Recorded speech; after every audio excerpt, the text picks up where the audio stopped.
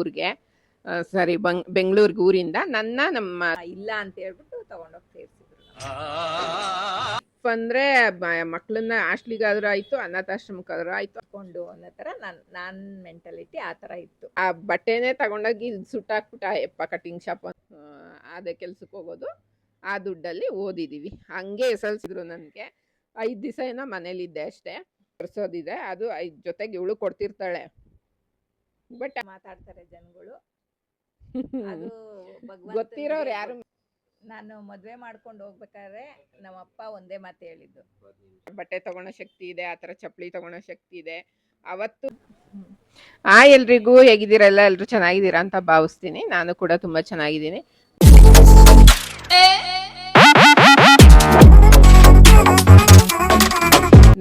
ನಮ್ಮ ಅಕ್ಕನ life journey ಬಗ್ಗೆ ವಿಡಿಯೋ ಆಗಿರುತ್ತೆ. ತುಂಬಾ ಚೆನ್ನಾಗಿರುತ್ತೆ ಅನ್ಕೊಂಡಿದೀನಿ. ನಾನು ಫುಲ್ ನಗ್ನಗ್ತಾ ವಿಡಿಯೋ ಮಾಡಬೇಕು ಅಂತ, ಏನು ದುಃಖದಲ್ಲಿ ಹೇಳ್ಬಾರ್ದು ಅಂತ ಡಿಸೈಡ್ ಮಾಡ್ಕೊಂಡು ಮಾಡ್ತಾ ಇದೀವಿ. ನೋಡೋಣ ಹೇಗ್ ಬರುತ್ತೆ ಅಂತ. ಬನ್ನಿ, ಅದಕ್ಕೆ ಮುಂಚೆ ನನ್ನ ಚಾನಲ್ಗೆ ಸಬ್ಸ್ಕ್ರೈಬ್ ಮಾಡ್ಕೊಂಡು ನೋಡಿ, ಲೈಕ್ ಶೇರ್ ಕಮೆಂಟ್ ಆಗಿ.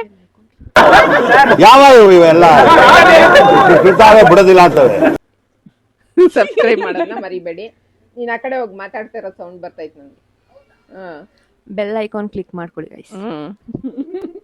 ಗಂಟೆ ಹೊಡಿ. ಏನಂದೆ ಇನ್ನೊಂದ್ಸಲ ಹೇಳು. ಗಂಟೆ ಹೊಡಿ. ಬೇಗ ಬೇಗ ಸ್ಟಾರ್ಟ್ ಮಾಡೋಣ. ನಾನು ಮೈಕ್ ಪರ್ಸನ್. ನಾನು ನಮ್ಮಪ್ಪ ಅಮ್ಮ ಮದ್ವೆ ಆದಾಗ ಇದ್ದಿದ್ದು ಒಂದು ಹಳ್ಳಿನಲ್ಲಿ ಇದ್ರು. ಅದಾದ್ಮೇಲೆ 2 ಮಕ್ಳಾದ್ರು. ಅದಾದ್ಮೇಲೆ ನಾನು ಹುಟ್ಟಿ 3 ವರ್ಷಕ್ಕೆ ಅವ್ರು ಬೆಂಗಳೂರಿಗೆ ಬಂದು ಸೆಟ್ಲ್ ಆದ್ರು. ನನ್ನ ಅಲ್ಲೇ ನಮ್ಮ ಅಜ್ಜಿ ಮನೇಲಿ ಬಿಟ್ಟು ಬಂದಿದ್ರು. ಇವಳನ್ನ ಮಾತ್ರ ಕರ್ಕೊಂಡ್ ಬಂದಿದ್ರು ಊರಿಗೆ. ಬೆಂಗಳೂರಿಗೆ ಊರಿಂದ ನಮ್ಮ ದೊಡ್ಡಕ್ಕನ ಹಳ್ಳಿಲೇ ಬಿಟ್ಟಿದ್ರು. ನಾನು ಅಲ್ಲೇ ಬೆಳೆದಿದ್ದು ಒಂದು 5th ಸ್ಟ್ಯಾಂಡರ್ಡ್ ವರ್ಗು. ಅದು ಅಲ್ಲಿವರೆಗೂ ಒಂದು 5 ವರ್ಷ ಅಲ್ಲಿ ಇಲ್ಲಿ ಆಗಿದೆ ನಂದು.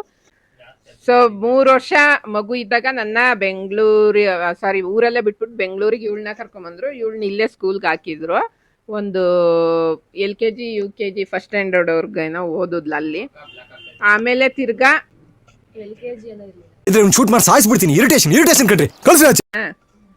ಸೊ ಅವಾಗ ಇವಳನ್ನ ಇಲ್ಲೇ ಸ್ಕೂಲಿಗೆ ಹಾಕಿದ್ರು. ಆಮೇಲೆ ಒಂದು 1ನೇ ಕ್ಲಾಸ್ ಇದ್ದಾಗಲ 2ನೇ ಕ್ಲಾಸ್ವರೆಗೂ ನಾನು ಹಳ್ಳಿಲಿ ಓದ್ದೆ. ಇವಳು ಬೆಂಗಳೂರಲ್ಲಿ ಓದಿದ್ಲು. 3ನೇ ಕ್ಲಾಸಿಗೆ ಏನು ಮಾಡಿದ್ರು ನಮ್ಮಪ್ಪ, ತಾಯಿ ಇಲ್ಲ ಅಂತ ತಾನೆ, ಅಮ್ಮ ಇಲ್ಲ ಅಂತ ನನಗೂ ಇವಳಿಗೂ ಕರ್ಕೊಂಡೋಗಿ ಇಲ್ಲೇ ರಾಜಾಜಿನಗರ ಹಾಸ್ಟ್ಲಿಗೆ ನನ್ನ ಹಾಕಿದ್ರು. ಇವಳು ನೀನೆಲ್ಲ ಹಾಕಿದ್ದು ಅದನ್ನ ಹಿಡ್ಕೊ. ಅಕ್ಕಿಪೇಟೆ ಮಾರ್ಕೆಟಲ್ಲಿ ಇವಳ್ದು ಹಾಸ್ಟ್ಲಿತ್ತು, ಅಲ್ಲಿ ಹಾಕಿದ್ರು. ಹಾಸ್ಟೆಲ್ ಅಲ್ಲ, ಅದು ಅನಾಥಾಶ್ರಮಕ್ಕೆ ಹಾಕಿದ್ರು. ಹಾಸ್ಟ್ಲು ಅಲ್ಲ ಅದು. ಅಥವಾ ತಾಯಿ ಇಲ್ದಿರೋರ್ನ ನೋಡ್ಕೊಳ್ತಾ ಇದ್ದಿದ್ದು ಅದು ಅನಾಥಾಶ್ರಮ. ಅಲ್ಲಿಗೆ ನಮ್ಮಮ್ಮ ಇದ್ರೂನು ಸಾಕಕ್ಕ ಸ್ವಲ್ಪ ಕಷ್ಟ ಆಗೋದು ಅಂತ ನಮ್ಮಮ್ಮ ಇಲ್ಲ ಅಂತ ಹೇಳ್ಬಿಟ್ಟು ತಗೊಂಡೋಗಿ ಸೇರಿಸಿದ್ರು. ಅವಾಗ ಇವಳೇನ ಸೇರ್ಕೊಂಡ್ಬಿಟ್ಲು ಗೈಸ್. ಇವಳಿಗೇನು ಅಷ್ಟು ಇದನ್ಸ್ಲಿಲ್ಲ. ನನ್ನ ಹಾಕ್ದಾಗ ಹತ್ತಿದ್ದೆ ನನ್ನ ಕರ್ಕೊಂಡೋಗ್ರಿ. ನನ್ಗೆ ಇರಕ್ಕೆ ಇಷ್ಟ ಇರಲಿಲ್ಲ ಅಲ್ಲಿ ಅನಾಥಾಶ್ರಮದಲ್ಲಿ. ಸೊ ಆಮೇಲೆ ಬಲವಂತ ಮಾಡಿ ಬಿಟ್ಟು ಹೋದ್ರು ನಮ್ಮಪ್ಪ. ಯಾವಾಗೋ ಒಂದ್ಸಲ ಬರೋರು. ಒಂದ್ಸಲ ನನಗೆ ಇನ್ನೂ ಚೆನ್ನಾಗಿ ನೆನಪಿದೆ, ಒಂದು ಚಕ್ಲಿ ಕರ್ಜಿಕಾಯಿ ಎಲ್ಲ ಯಾವುದೋ ಹಬ್ಬಕ್ಕೆ ಮಾಡ್ಕೊಂಬಂದಿದ್ನ ತಗೊಂಬಂದು ಗೇಟಿಂದ ಆಚೆ ಕೂತಿರ್ತಾರವರು. ಕರ್ಕೊಂಡೋಗಿ ಅಲ್ಲಿ ಕೂರಿಸ್ಕೊಂಡು ತಿನ್ನಿಸ್ಬಿಟ್ಟು ಕಳಿಸ್ತಾರೆ ಒಳಗಡೆ. ಆ ಥರ. ಮತ್ತೆ 2 ಹೊತ್ತು ಊಟ, ಮಧ್ಯಾಹ್ನ ಇರಲ್ಲ. ಬೆಳಿಗ್ಗೆ ಏನೋ ಹೊಟ್ಟೆ ಹಸ್ವಿಗೆ ಅವಾಗ ಚಿಕ್ಕ ಏಜ್ ಅಲ್ಲ, ಜಾಸ್ತಿ ತಿನ್ಬೇಕು ಅನ್ಸೋದು. ತಿನ್ಕೊಂಡ್ಬಿಡ್ತಿದ್ದೆ. ಇವಳು ಮಧ್ಯಾಹ್ನಕ್ಕೆ ಇಟ್ಕೊಂಡವಳಂತೆ ತಿಂದಿರ. ಇವಳು ಬೇರೆ ಕಡೆ ಇದ್ದಿದ್ದು, ನನ್ನೇ ಬೇರೆ ಕಡೆ ಹಾಕಿದ್ರು. ನನಗೆ ತಡ್ಕೊಳಕ್ ಆಗ್ತಿರ್ಲಿಲ್ಲ, ಹೊಟ್ಟೆ ಹಸ್ವು. ತಿನ್ಕೊಂಡ್ಬಿಡ್ತಿದ್ದೆ. ಮಧ್ಯಾಹ್ನ ಹೋದ್ರೆ ಅಲ್ಲಿ ಊಟ ಇರ್ತಿರ್ಲಿಲ್ಲ ಸ್ಕೂಲಲ್ಲಿ. ಎಲ್ಲರೂ ಊಟಕ್ಕೆ ಬಿಟ್ಟಾಗ ಅವ್ರು ಊಟ ಮಾಡ್ತಾ ಕುತ್ಕೊಂಡವರು. ನಾನು ಊಟ ಮಾಡ್ದಿರ ಹೊಟ್ಟೆ ಹಸ್ಕೊಂಡು ಮತ್ತು ರಾತ್ರಿ ಯಾವಾಗ ಊಟ ಹಾಕ್ತಾರೆ ಅಂತ ಕಾಯ್ಕೊಂಡಿರ್ತಿದ್ದೆ ಊಟಕ್ಕೆ. ಅಷ್ಟು ನನಗೆ ಲೈಫ್ ಅಂದರೆ ಮಕ್ಕಳನ್ನ ಹಾಸ್ಟ್ಲಿಗಾದ್ರೂ ಆಯಿತು ಅನಾಥಾಶ್ರಮಕ್ಕಾದ್ರೂ ಆಯಿತು ಹಾಕ್ಬಾರ್ದು ಅನ್ನೋಷ್ಟು ಬೇಜಾರಾಗ್ಬಿಟ್ಟಿದೆ ಅದು ಲೈಫ್ ನೋಡ್ಬಿಟ್ಟು. ನನ್ನ ಮಗಳನ್ನ ಎಷ್ಟೊಂದು ಜನ ಹಾಕು ಅಂದಾಗೂ ನಾನು ಅದೇ ರೀಸನ್ಗೆ ಹಾಕಿಲ್ಲ, ಅನುಭವ ಆಗಿರೋದ್ರಿಂದ. ಆಮೇಲೆ ಊಟ ಸಿಗ್ತಿರ್ಲಿಲ್ಲ. ಹಾಸ್ಟ್ಲಿಗೆ ಬಂದಮೇಲೆ ಮುದ್ದೆ, ಅದು ಇಷ್ಟಪ್ಪ ಮುದ್ದೆ ಇಡೋರು, ಇಷ್ಟೇಷ್ಟು ಅನ್ನ ಕೊಡೋರು. ನನಗೆ ಯಾವಾಗ ಮನೆಗೆ ಹೋಗ್ತೀನೋ ಅನ್ನಿಸ್ಬಿಡೋದು. ಯಾರಾದರೂ ಗೇಟ್ ಹತ್ರ 2 ವೀಲರಲ್ಲಿ ಸೈಕಲಲ್ಲಿ ಏನಾದ್ರು ಓಡಾಡ್ತಿದ್ರೆ ಸ್ವಲ್ಪ ಏಜ್ ಆಗಿರೋರು ಅಂಕಲ್ ನನ್ನ ಕರ್ಕೊಂಡೋಗಿ ನಮ್ಮ ಅಪ್ಪ ಅಮ್ಮನ ಹತ್ರ ಬಿಡಿ ಅಂಕಲ್ ಅಂತ ಅಳ್ತಿದ್ದೆ ಗೇಟ್. ಅದು ಇನ್ನೂ ಚೆನ್ನಾಗಿ ನೆನಪಿದೆ ನನಗೆ. ಅವ್ರು ಎಷ್ಟೊಂದು ಜನ ಬಂದು ಮಾತು ಆಡಿಸ್ಕೊಂಡು ಹೋಗೋರು, ಹಂಗೆಲ್ಲ ಅಳ್ಬಾರ್ದಮ್ಮ, ಅವ್ರಿಗೆ ಕಷ್ಟ ಇರುತ್ತೆ ಅದಕ್ಕೆ ಹಾಕಿರ್ತಾರೆ, ನೀನು ಸ್ವಲ್ಪ ದಿನ ಇರು ಆಮೇಲೆ ಎಲ್ಲ ಸರಿ ಹೋಗುತ್ತೆ ಅಂತ ಹಂಗೆ ಹೇಳೋರು. ಅದಂತೂ ಕರಾಳ ದಿನ ನನ್ನ ಲೈಫಲ್ಲಿ. ನಿಂದು ಹೆಂಗಿತ್ತು ಹಾಸ್ಟ್ಲು ಇದು ಅನಾಥಾಶ್ರಮದ ಲೈಫು? ನನಗೇನು ಅಷ್ಟೊಂದು ಫೀಲ್ ಆಗ್ತಿರ್ಲಿಲ್ಲ. ಯಾಕೆ ಅಂದರೆ ನಾನು ಇಲ್ಲೇ ನಮ್ಮ ಅಪ್ಪ ನಮ್ಮ ಅಮ್ಮನ ಜೊತೆಲಿ ಬೆಳೆದಿದ್ರಿಂದ ಅವ್ರ ಸ್ಥಿತಿ ನೋಡಿದ್ದೆ. ತುಂಬ ಕಷ್ಟಪಡೋರಲ್ವಾ, ಎಲ್ಲೋ ಒಂದು ಹತ್ರ ಊಟ ಹಾಕ್ತವ್ರೆ 2 ಹೊತ್ತು, ಆರಾಮಾಗಿ ಇರೋಣ ಹೊಂದ್ಕೊಂಡು ಅನ್ನೋ ಥರ ನನ್ನ ಮೆಂಟಾಲಿಟಿ ಆ ಥರ ಇತ್ತು. ಹಂಗಾಗಿ ನಾನೇ ಹೊಂದ್ಕೊಂಡ್ಬಿಟ್ಟಿದ್ದೆ. ಮತ್ತು ನಾನಿರೋ ಹತ್ರ ನಾನು ಹೋಗೋ ಸ್ಕೂಲಲ್ಲಿ ನನಗೆ ಮ್ಯಾಮು ಒಳ್ಳೆಯವರಿದ್ದರು. ಮತ್ತು ಫ್ರೆಂಡ್ಸು, ಊಟ ಎಲ್ಲ ನನಗೆ ಇಲ್ಲ ಅನ್ನೋ ಥರನೇ ಇರಲಿಲ್ಲ. ನಾನಿಲ್ಲಿ ತಿಂದೋದ್ರೆ ಇನ್ನು ಮಧ್ಯಾಹ್ನಕ್ಕೆ ನಮ್ಮ ಮ್ಯಾಮ್ ತೊಗೊಂಬರೋರು, ನನ್ನ ಫ್ರೆಂಡ್ಸ್ ತೊಗೊಂಬರೋರು. ಅಲ್ಲೂ ಊಟ ಬೇಕಾದಷ್ಟು ಊಟ ಸಿಗೋದು, ಊಟಕ್ಕೂ ಏನು ಪ್ರಾಬ್ಲಮ್ ಆಗ್ತಿರ್ಲಿಲ್ಲ. ಅಷ್ಟೊಂದೇನು ನನಗೆ ಕಷ್ಟ ಅಂತ ಅನ್ನಿಸ್ಲಿಲ್ಲ. ಯಾಕಂದರೆ ನಮ್ಮ ಅಪ್ಪ ಅಮ್ಮನ ಕಷ್ಟ ನೋಡಿದ್ನಲ್ಲ, ಹಂಗಾಗಿ ಅದು ಕಷ್ಟ ಅನ್ನಿಸ್ಲಿಲ್ಲ ನನಗೆ. ನನಗೆ ಚಿಕ್ಕ ವಯಸ್ಸಲ್ಲಿ ಅವ್ರದ್ದೇನು ನನಗೆ ಗೊತ್ತಿಲ್ಲ ಅವ್ರ ಬಗ್ಗೆ. 3 ವರ್ಷದ ಮಗುನಲ್ಲಿ ಏನು ಗೊತ್ತಿರುತ್ತೆ, ಹಳ್ಳಿಲಿ ಬಿಟ್ಟೋದ್ರು. ನಮ್ಮ ಅಜ್ಜಿ ತುಂಬ ಚೆನ್ನಾಗಿ ಸಾಕಿದ್ರು ನನ್ನ. ತುಪ್ಪ ಯಾವಾಗಲೂ ತುಪ್ಪ ಅನ್ನ ತಿನ್ಸೋರು. ಅಂಥವಳನ್ನ ಕರ್ಕೊಂಡೋಗಿ ಅಲ್ಲಿ ಹಾಕಿದಾಗ ಒಂದು ಹೊತ್ತು ಊಟ ಇಲ್ಲ ಅಂದರೆ ಹೆಂಗಾಗುತ್ತೆ, ತುಂಬ ಕಷ್ಟಪಟ್ಟಿದ್ದೀನಿ.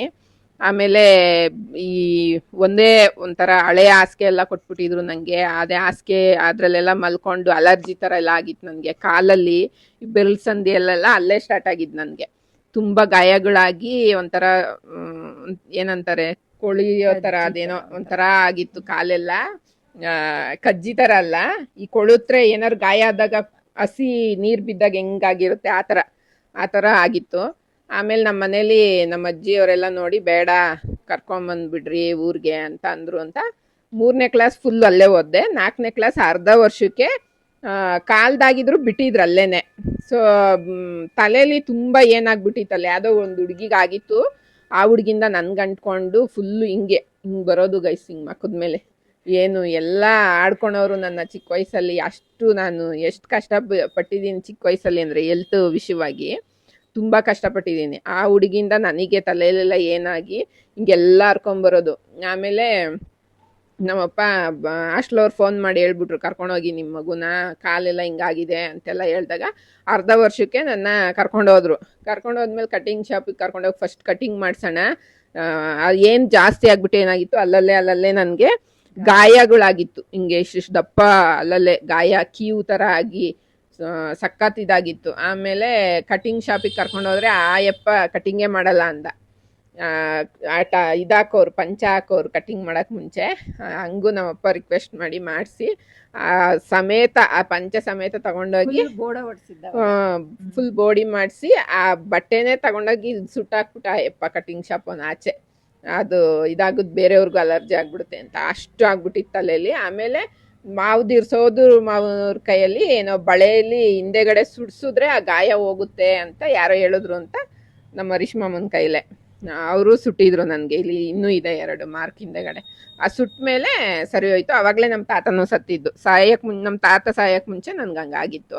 ತಾತನೂ ಸತ್ರು ಸರಿ ಹೋಯ್ತು. ಅವ್ರು ಸುಟ್ಟ ಮೇಲೆ ಅದು ಆಟೋಮೆಟಿಕ್ ತಲೆಯಲ್ಲಿ ಅದೆಲ್ಲ ಗಾಯ ಆಗಿದ್ದೆಲ್ಲ ಹೋಯ್ತು. ಆಮೇಲೆ ಇಲ್ಲಿ ಬಿಡೋದು ಬೇಡ, ಇವಳಿಗೆ ಈ ಥರ ಹೆಲ್ತ್ ಇದಾಗುತ್ತೆ ಅಂತ ನಮ್ಮ ಅಜ್ಜಿ ಕರ್ಕೊಂಡೋಗಿ ಮತ್ತೆ ಅಲ್ಲೇ ಕಂಟಿನ್ಯೂ ಊರಲ್ಲಿ 4ನೇ ಕ್ಲಾಸ್ ಅರ್ಧ ವರ್ಷ ಇಲ್ಲಿ ಓದಿದ್ದೆ, ಇನ್ನು ಅರ್ಧ ವರ್ಷ ಅಲ್ಲಿ ಓದಿದೆ. ಮತ್ತು 5ನೇ ಕ್ಲಾಸು ಫುಲ್ ಓದಿದೆ. ಆಮೇಲೆ 6ರಿಂದ ನಮ್ಮ ಅಜ್ಜಿನೇ ಆ ಊರು ಬಿಡಬೇಕಾಯ್ತು. ಅಲ್ಲಿ ಬೇರೆ ಮಕ್ಕಳು ನೋಡ್ಕೊತಾರೆ, ಶುಗರು BP ಎಲ್ಲ ಬಂದಿದೆ, ಒಬ್ಬರೇ ಇರೋಕ್ಕಾಗಲ್ಲ ಅಂತ ಅವರು ಊರಿಂದ ಬೆಂಗಳೂರಿಗೆ ಬಂದರು. ಸೊ ಹಂಗಾಗಿ ನಾನು ಬೆಂಗಳೂರಿಗೆ ಕರ್ಕೊಂಬಂದು ಸ್ಕೂಲಿಗೆ ಸೇರಿಸಿದ್ರು. ಕ್ಲಾಸಿಂದನೇ ನೀನು ಸೇರಿಸಿದ್ರೆ? ನಾನು ಅವಾಗ ಹಾಸ್ಟೆಲಲ್ಲಿ, ಇವಳು ಇನ್ನೂ ಹಾಸ್ಟೆಲಲ್ಲಿ ಇದ್ಲು. ನನ್ನ ಇಲ್ಲೇ 6ನೇ ಕ್ಲಾಸಿಗೆ ಸೇರಿಸಿದ್ರು. ಆಮೇಲೆ ಇವಳು 8ಯಿಂದ ಬಂದ್ಲು. 6, 7 ಇಲ್ಲಿ ಓದಿದ್ಲ. ಅದೇ ಅನಾಥಾಶ್ರಮದಲ್ಲಿ ಎಷ್ಟನೇ ಕ್ಲಾಸಿಂದ 3ರಿಂದ 7ರವರೆಗೂ ಓದಿದ್ದಾಳೆ. ಸೊ ನಾನು 6ಕ್ಕೆ ಬಂದೆ ಇಲ್ಲಿ. 6, 7 ಇಲ್ಲಿ ಓದಿದೆ ಮಿಡ್ಲಿ ಸ್ಕೂಲಲ್ಲಿ. ಆಮೇಲೆ ಹೈಸ್ಕೂಲಿಗೆ ಬಂದಾಗ ಇವಳು ಬಂದ್ಲು ಅಲ್ಲಿಗೆ. ಸೊ ಅಲ್ಲಿಂದ 7th ರಜಾ ಬಂದರೆ 2 ತಿಂಗಳು ಎಲ್ಲರೂ ಅಜ್ಜಿ ಮನೆಗೆ ಹೋದ್ರೆ ನಾವಿಬ್ರು ಕೆಲ್ಸಕ್ಕೆ ಹೋಗ್ತಾ ಇದ್ವಿ ಗೈಸ್. ಕೆಲ್ಸಕ್ಕೆ ಹೋಗಿ ಅದ್ರಲ್ಲಿ ಬಂದಿದ್ದ ದುಡ್ಡಲ್ಲಿ ನಾವು ಓದಿರೋದು. ನಮ್ಮಪ್ಪ ಯಾವುದಕ್ಕೂ ಏನಾದ್ರು ಓದೋ ವಿಷಯಕ್ಕೆ ಮಾತ್ರ ತುಂಬ ಏನಕ್ಕೆ ಓದಬೇಕು, ಏನಕ್ಕೆ ಹೆಣ್ಮಕ್ಳು ಓದಬೇಕು ಆ ಥರನೇ ಮೈಂಡ್ ಸೆಟ್ ಇದ್ದಿದ್ದು ಅವ್ರಿಗೆ. ಏನು ಜಾಸ್ತಿ ಓದಬಾರ್ದು ಹೆಣ್ಮಕ್ಳು ಅನ್ನೋ ಥರನೇ ಇತ್ತು. ಮದುವೆ ಮಾಡ್ಕೊಂಡು ಹೋದ್ಮೇಲೆ ಏನಕ್ಕೆ ಓದಿ ಏನು ಯೂಸ್ ಇಲ್ಲ ಅನ್ನೋ ಥರ ಅವ್ರ ಮೈಂಡ್ ಸೆಟ್ ಇತ್ತು. ಏನಾದ್ರು ಒಂದು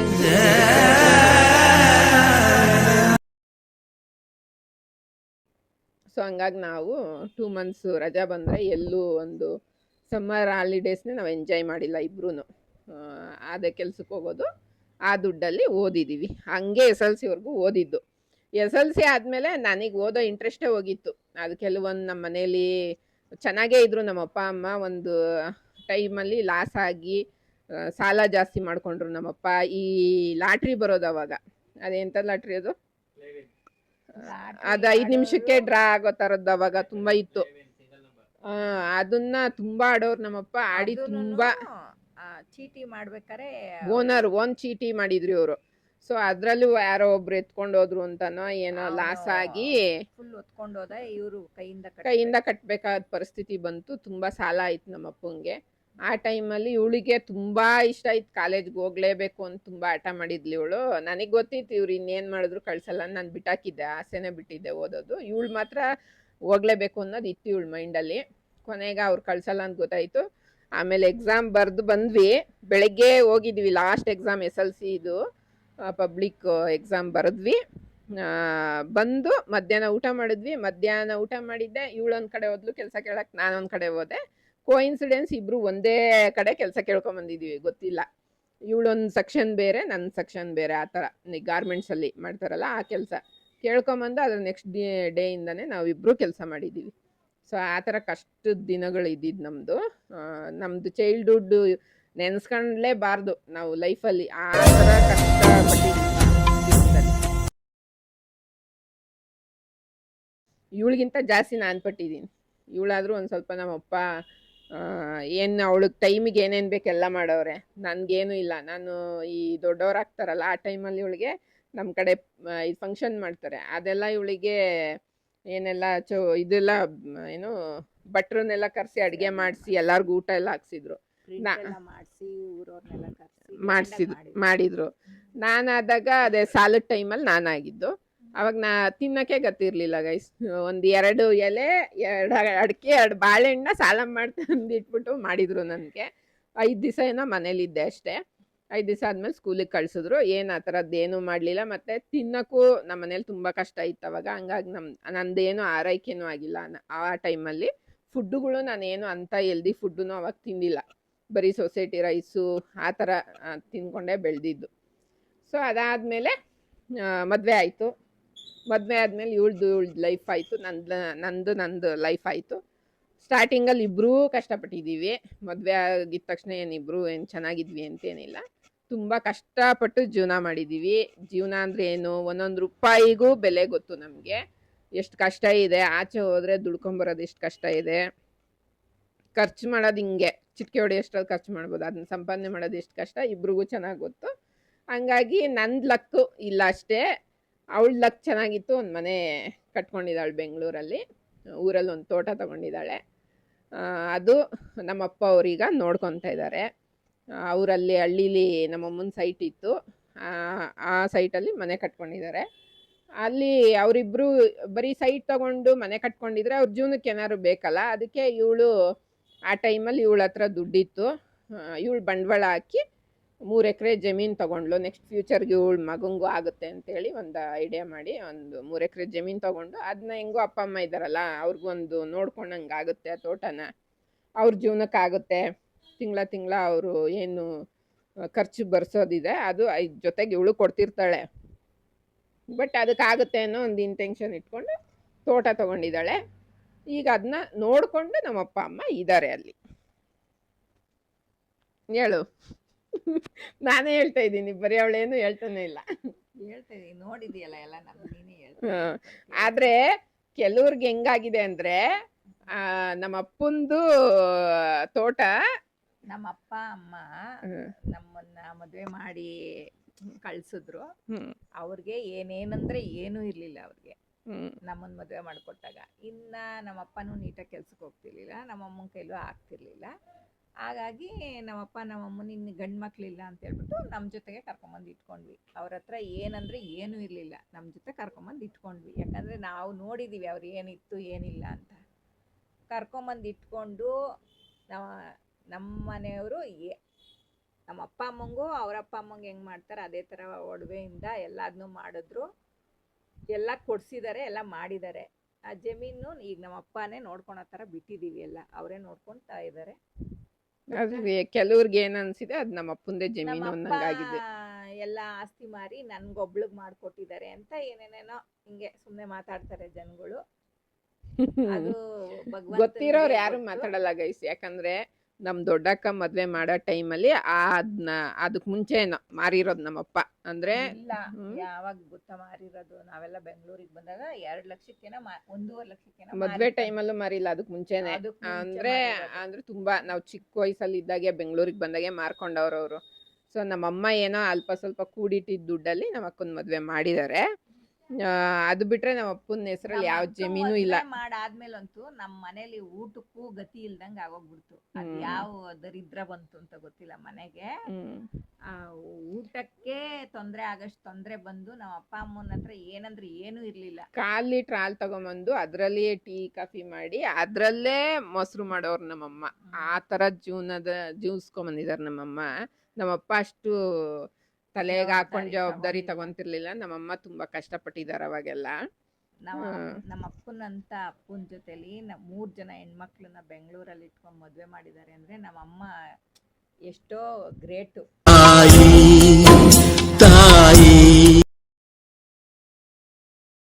ಇವಾಗೆಲ್ಲ ದುಡ್ಡಿದೆ, ಮಾಡ್ತಾ ಇದೀವಿ. ಅವ್ರು ಏನು ಇಲ್ದಿರೋ ಟೈಮಲ್ಲಿ ಮಾಡಿದ್ದಾರೆ.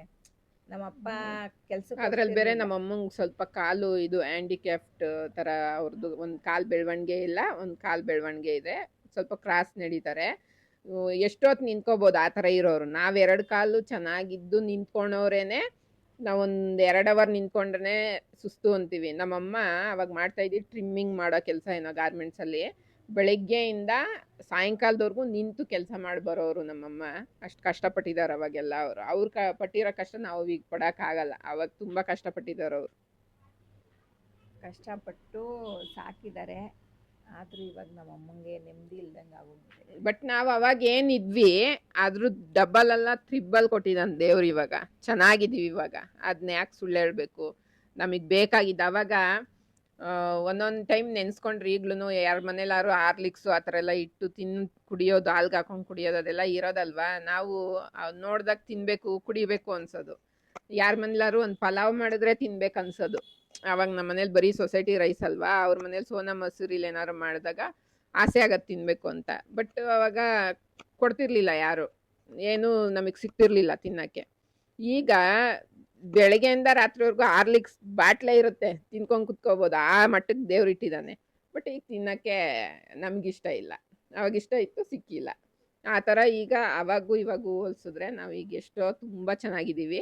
ಬಟ್ ಏನು ಅಂದರೆ ಒಂದು ಅರ್ಥ ಮಾಡ್ಕೋಬೇಕು ಗೈಸ್. ತಂದೆ ತಾಯಿ ಜನ್ಮ ಕೊಡ್ತಾರೆ ಅಂದರೆ ಆ ಜನ್ಮ ನಾವು ಪಟ್ಟಿರೋ ಜನ್ಮಕ್ಕೆ ಒಂದು ಸಾರ್ಥಕತೆ ಕೊಡಬೇಕು ಅಂದರೆ ನಾವು ದುಡ್ದು ನಾವೇನಾದ್ರು ಸಾಧನೆ ಮಾಡಬೇಕು. ಅದು ಬಿಟ್ಬಿಟ್ಟು ನಮ್ಮ ಅಪ್ಪ ಅಮ್ಮ ಏನೂ ಕೊಟ್ಟಿಲ್ಲ, ನಮ್ಮ ಅಪ್ಪ ಅಮ್ಮ ಅಷ್ಟು ದುಡ್ಡು ಕೊಡಬೇಕಿತ್ತು, ಅಷ್ಟು ಆಸ್ತಿ ಮಾಡಬೇಕಿತ್ತು, ಅದೆಲ್ಲ ಇನ್ನೇನಕ್ಕೆ ನೀವೇನು ಕೊಟ್ಟಿರೋದು. ಅದು ಯಾವುದ್ರಲ್ಲೂ ಒಂದು ತಮಿಳಲ್ಲಿ ಹೇಳಲ್ವಾ, ಏನು ಕಷ್ಟ ಇಲ್ಲದೆ ಇರೋಂಗೆ ಹೆಂಗ್ ಸ್ವಾಮೀಜಿ ಇರೋ ಅಂದ್ರೆ ಸತ್ತುಪೋ ಅಂತಾನಲ್ಲ ಅವನು. ಹಂಗೆ ಸತ್ತೋಗ್ಬಿಡ್ಬೇಕಷ್ಟೇ. ಆ ಥರ ಹೇಳ್ಕೊಂಡು ಮಾತ್ರ ಜೀವನ ಮಾಡಕ್ಕೆ ಹೋಗ್ಬಾರ್ದು. ಏನು ಮಾಡಿಲ್ಲ, ಏನು ಕೊಟ್ಟಿಲ್ಲ ನಮಗೆ ಅಂತ. ಅವ್ರಿಗೆ ಇಲ್ಲ ಪಾಪ ಇಷ್ಟೆಲ್ಲ ಮಾಡಿ ಅವ್ರು ನಮಗೆ ದುಡ್ದು ಸಾಕಿರೋದೇ ಹೆಚ್ಚು. ಒಂದು ಕ್ಷಣ ಅವ್ರು ನಮ್ಮನ್ನ ಉಡ್ಸ್ಕೊಳ್ಳೇಬಾರ್ದು ಅಂತ ಡಿಸೈಡ್ ಮಾಡಿದ್ರೆ ನಾವು ಈ ಭೂಮಿ ಮೇಲೆ ಇರ್ತಿರ್ಲಿಲ್ಲ. ಇವೆಲ್ಲ ಡೈಲಾಗ್ ಹೊಡಿಯಂಗೆ ಇರ್ತಿರ್ಲಿಲ್ಲ ನಾವು. ನಮ್ಗೊಂದು ಜನ್ಮ ಕೊಟ್ಟಿದ್ದಾರೆ ಅಂದರೆ ಅದೇ ಒಂದು ದೊಡ್ಡ ವಿಷಯ. ಅದನ್ನ ಅರ್ಥ ಮಾಡ್ಕೊಂಡು ಜೀವನ ಮಾಡ್ಬೇಕು. ಅದು ಬಿಟ್ಬಿಟ್ಟು ಸುಮ್ಮನೆ ನಮ್ಮಪ್ಪ ಆಸ್ತಿ ಮಾಡಲಿಲ್ಲ, ನಮ್ಮಮ್ಮ ಅದು ಕೊಡಲಿಲ್ಲ, ಇದು ಕೊಡಲಿಲ್ಲ. ಈಗ ನಾನು ಹೇಳ್ಬೋದು ನಮ್ಮಪ್ಪ ಅಮ್ಮ ನಂಗೆ ಆಸ್ತಿ ಮಾಡಿಲ್ಲ, ನಂಗೆ ದುಡ್ಡು ಕೊಟ್ಟಿಲ್ಲ ಅಂತ. ನನಗೂ ನಾಳೆ ಮಕ್ಳಿರ್ತಾರಲ್ಲ, ನನ್ನ ಮಕ್ಕಳು ನನ್ನ ಕೇಳ್ಬೋದಲ್ಲ ನಾನೆಷ್ಟು ಆಸ್ತಿ ಮಾಡಿದ್ದೀನಿ ಅಂತ. ನಾವೆಷ್ಟು ಕೊಡ್ತೀವಿ ಅಂತ ಗೊತ್ತಾಗುತ್ತೆ ಅವಾಗ. ಹಂಗೆ ಕಾಲಚಕ್ರ ತಿರುಗ್ತಾ ಇರುತ್ತೆ. ನಾವು ಮಕ್ಕಳಾಗಿರೋರು ತಂದೆ ತಾಯಿ ಆಗಬೇಕು, ವಯಸ್ಸಾಗಿರೋರು ಆಗಬೇಕು, ಒಂದು ಟೈಮಿಗೆ ಸತ್ತು ಹೋಗ್ಬೇಕು. ಹಂಗಿದ್ದಾಗ ಹೆಂಗೆ ಜೀವನ ಮಾಡ್ಕೊಂಡು ಹೋಗ್ಬೇಕು, ಯಾರ ಬಗ್ಗೆ ಎಷ್ಟು ಮಾತಾಡಬೇಕು, ಎಷ್ಟು ತಿಳ್ಕೊಂಡಿರ್ಬೇಕು ಎಲ್ಲ ತಿಳ್ಕೊಂಡು ಮಾತಾಡ್ಬೇಕು. ಸುಮ್ಮನೆ ಚೈಲ್ಡ್ಗಳ ಥರ ಮಾತಾಡೋದು ನನಗೆ ಇಷ್ಟ ಆಗಲ್ಲ. ಅದೇನೋ ಕೆಲವರು ಎಷ್ಟೊಂದು ಏಜ್ ಆಗಿರುತ್ತೆ ನಮಗಿಂತ ದೊಡ್ಡವರೇ, ಆದರೂ ಅವ್ರ ಥಿಂಕಿಂಗ್ ಲೆವೆಲ್ ಚೈಲ್ಡ್ ಥರ ಇರುತ್ತೆ. ಕೆಲವ್ರು ತುಂಬ ನಮಗಿಂತ ಚಿಕ್ಕವರೇ ತುಂಬ ಬುದ್ಧಿವಂತಿಕೆಯಿಂದ ಮಾತಾಡೋರ್ನು ನಾನು ನೋಡಿದ್ದೀನಿ. ಸೊ ತಂದೆ ತಾಯಿ ಕಣ್ಣೀರು ಹಾಕ್ಸಿ ಯಾರು ಉದ್ಧಾರ ಆಗಿರೋ ಹಿಸ್ಟ್ರಿನೇ ಇಲ್ಲ. ಹಂಗಾಗಿ ಇರೋಷ್ಟು ದಿವಸ ಅಪ್ಪ ಅಮ್ಮನ್ನ ಚೆನ್ನಾಗಿ ನೋಡ್ಕೊಳ್ಳಿ. ಅವ್ರು ಇಲ್ದಿರ ಮಕ್ಳು ಯಾವತ್ತೂ ಇಲ್ಲ. ಎಷ್ಟು ಕಷ್ಟಪಟ್ಟಿರ್ತಾರೆ ನಮ್ಮನ್ನು ಬೆಳ್ಸೋಕ್ಕೆ, ಓದ್ಸೋಕ್ಕೆ ಎಲ್ಲದಕ್ಕೂ. ಸೊ ತಂದೆ ತಾಯಿಗೆ ಬೆಲೆ ಕೊಡಿ ಫೈನಲ್ ಆಗಿ ಅಷ್ಟೇ. ನೀನು ಹೇಳು. ನಾನು ಹೇಳಿದ್ದೀನಲ್ಲ, ನೀನು ತಂದೆ ತಾಯಿ ಬಗ್ಗೆ ಒಂದೆರಡು ಲೈನ್ ಹೇಳು. ನಮ್ಮ ಅಪ್ಪ ಅಮ್ಮ ಜನ್ಮ ಕೊಟ್ಟಿದ್ದಾರೆ, ಅವರ ಒಂದು ಆಶೀರ್ವಾದದಿಂದ ಇಷ್ಟು ಮಟ್ಟಿಗೆ ಬೆಳೆದಿದ್ದೀನಿ. ನಾನು ಇವತ್ತಿನವರೆಗೂ ಅದನ್ನೇ ಹೇಳೋದು. ಅವ್ರೇನೋ ಆವಾಗ ಆ ಟೈಮಲ್ಲಿ ನಮ್ಮನ್ನು ಚೆನ್ನಾಗಿ ಗೋಲ್ಡನ್ ಸ್ಪೂನಲ್ಲಿ ತಿನ್ಸಕ್ ಆಗ್ಲಿಲ್ಲ ಅಂದ್ರೂ ಅವಾಗ ಒಳ್ಳೆ ಪಟ್ಟಿರೋ ಸಂಸ್ಕಾರ ಕೊಟ್ಟಿದ್ದಾರೆ. ಪಟ್ಟಿರೋ ಕಷ್ಟದಿಂದ ನಮಗೆ ಇವತ್ತು ದುಡ್ಡಿನ ಬೆಲೆ ಗೊತ್ತಿರೋದು. ನಮ್ಮಪ್ಪ ಎಲ್ಲ ಸುಖವಾಗಿ ಬೆಳೆದಿದ್ರೆ ಎಲ್ಲಿ ಗೊತ್ತಾಗೋದು. ನಾನು ಮದುವೆ ಮಾಡ್ಕೊಂಡು ಹೋಗ್ಬೇಕಾದ್ರೆ ನಮ್ಮಪ್ಪ ಒಂದೇ ಮಾತು ಹೇಳಿದ್ದು, ಕಷ್ಟನ ಸುಖನ ಗಂಡು ಮನೇಲಿ ಇರಬೇಕು, ಅವನೇನೋ ಬೈದ ಇನ್ನೊಂದಂದ ಅಂತ ಎಲ್ಲ ನಮ್ಮ ಮನೆಗೆ ಬರ್ಕೊಡ್ದು ಅಂತ ನಮ್ಮಪ್ಪ ಹೇಳಿದ ಮಾತು. ನಾನು ನಮ್ಮ ಮನೆಯಲ್ಲಿ ಗಂಡನ ಹತ್ರ ಏನೇ ಆದ್ರೂ ನಮ್ಗೆ ತಂದೆ ತಾಯಿ ಮನೆಗೆ ಹೋಗ್ಬೇಕು ಅಂತ ಅನ್ನಿಸ್ತಿರ್ಲಿಲ್ಲ. ಅವ್ರು ನಮ್ಮನ್ನು ಸೇರ್ಸಲ್ಲ ಅಂತನ ಏನೋ ಆ ಭಯದಿಂದ. ಇವಾಗಿನ ಹೆಣ್ಮಕ್ಳಿಗೆ ನೀನು ಏನಾರ ಅವ್ಳು ಮಾಡ್ದ ಅಂದರೆ ಬಾ ಅಂತಾರೆ, ಹಂಗಾಗೆ ಡೈವರ್ಸ್ಗಳಾಗ್ತಾ ಇರೋದು. ನಮ್ಮಪ್ಪ ಆ ಮಾತು ಹೇಳಿದ್ದು ನಾನು ಇವಾಗ್ಲೂ ಹಂಗೆ ಅನ್ಕೊಂತೀನಿ. ಅದಕ್ಕೆ ಅವರು ಎಲ್ಲಾರ್ಗು ಮದ್ವೆ ಮಾಡ್ಬೇಕಾದ್ರೆ ನಾವು ಇಲ್ಲೇ ಏನೋ ಸಾಧನೆ ಮಾಡಬೇಕು ಅಂತನೋ ಒಬ್ಬ ಸಿಕ್ಕಿದ್ದಾನೆ, ಅವನ ಜೊತೆಲೇ ನಾವು ಸಾಧನೆ ಮಾಡಬೇಕು ಅಂತ ಹಠ ಹುಟ್ಟಿದ್ದೆ ಆ ಮಾತಿಂದ ನನಗೆ. ಹಂಗಾಗಿ ಎಲ್ಲ ಸಾಧನೆ ಮಾಡಿ ನಮ್ಮ ಅಪ್ಪ ಅಮ್ಮನ್ನ ನೋಡ್ಕೊಳ್ಳೋ ಅಷ್ಟು ಶಕ್ತಿ ಕೊಟ್ಟಿದ್ದಾನೆ ದೇವರು. ಅವ್ರು ಸಾಯೋವರೆಗೂ ಅವ್ರನ್ನ ಚೆನ್ನಾಗಿ ನೋಡ್ಕೊಳ್ಳೋ ಅಷ್ಟು ಶಕ್ತಿ ಕೊಟ್ಬಿಟ್ರೆ ಸಾಕು, ಅಷ್ಟೇ ನಾನು ಕೇಳ್ಕೊಳ್ಳೋದು. ಅಷ್ಟೇ ಅಷ್ಟೇ ಅಷ್ಟೇ ಗೈಸ್. ಅವರು ಅವ್ರು ಕಷ್ಟಪಟ್ಟು ನಮ್ಮನ್ನು ಸಾಕಿರೋದಕ್ಕೆ ಇವತ್ತು ನಮಗೆ ದುಡ್ಡಿನ ಬೆಲೆನೂ ಗೊತ್ತು. ಅವತ್ತು ನಮಗೆ ಅನಿಸಿತ್ತು ನಾವ್ಯಾಕೆ ಎಲ್ಲರ ಥರ ಇಲ್ಲ, ಅವರೆಲ್ಲ ಹಂಗಿದ್ದಾರೆ ಹಿಂಗಿದ್ದಾರೆ, ನಮ್ಮ ಹತ್ರ ಯಾಕೆ ನೋಡಿ ತಗೊಳಕ್ಕಾಗಲ್ಲ. ಯಾರಾದರೂ ಒಂದು ಜೊತೆ ಹಳೆ ಚಪ್ಪಲಿ, ನನಗಿನ್ನೂ ನೆನಪಿದೆ, ಹಳೆ ಬಟ್ಟೆ ಹಳೆ ಚಪ್ಪಲಿ ನಾನು ಯಾರಾದರೂ ನನಗೆ ಕೊಟ್ಟರೆ ಅದನ್ನೇ ಹೊಸದು ಅಂದ್ಕೊಂಡು ಹಾಕ್ಕೊಂಡಿದ್ದ ದಿನಗಳು ಇದೆ. ಆ ಥರ ಯೂಸ್ ಮಾಡಿರೋ ಚಪ್ಪಲು ಬಟ್ಟೆ ಎಲ್ಲ ನಾವು ಯೂಸ್ ಮಾಡಿದ್ದೀವಿ ಅವಾಗೆಲ್ಲ. ಬಟ್ ಇವತ್ತು ಸಾಕಷ್ಟು ದೇವ್ರು ಕೊಟ್ಟಿದ್ದಾನೆ. ಇಂಥದ್ದು ಬೇಕು ಅಂದರೆ ಹೋಗಿ ಆ ಥರ ಬಟ್ಟೆ ತೊಗೊಳೋ ಶಕ್ತಿ ಇದೆ, ಆ ಥರ ಚಪ್ಪಲಿ ತೊಗೊಳೋ ಶಕ್ತಿ ಇದೆ. ಅವತ್ತು ಪಟ್ಟಿರೋ ಕಷ್ಟನೇ ಇವತ್ತು ನಮಗೆ ಒಳ್ಳೆ ದಿನ ಬಂದಿರೋದು ಅಂತ ನನಗನ್ಸುತ್ತೆ. ಸೊ ಹಂಗಾಗಿ ಯಾರೂ ಏನು ಮಾಡಿಲ್ಲ ನಮ್ಮ ಅಪ್ಪ ಅಮ್ಮಂಗೆ ಆ ಥರ ಎಲ್ಲ ಹೇಳ್ಬೇಡಿ, ನಂಗೆ ಅದು ತುಂಬಾ ಬೇಜಾರಾಗುತ್ತೆ ಆ ಥರ ವಿಷಯಗಳು ಕೇಳಿದಾಗ. ಸೊ ಅಷ್ಟೇ ಗೈಸ್, ಈ ವಿಡಿಯೋ ನಿಮ್ಗೆಲ್ಲರಿಗೂ ಹೇಗೆ ಅನ್ನಿಸ್ತು ಅಂತ ಕಮೆಂಟ್ ಮಾಡಿ. ಸೊ ಈ ವಿಡಿಯೋ ಇಷ್ಟ ಆಗಿದ್ರೆ ಲೈಕ್, ಶೇರ್ ಹಾಗೆ ಸಬ್ಸ್ಕ್ರೈಬ್ ಮಾಡೋದನ್ನ ಮರಿಬೇಡಿ ಗೈಸ್. Thank you.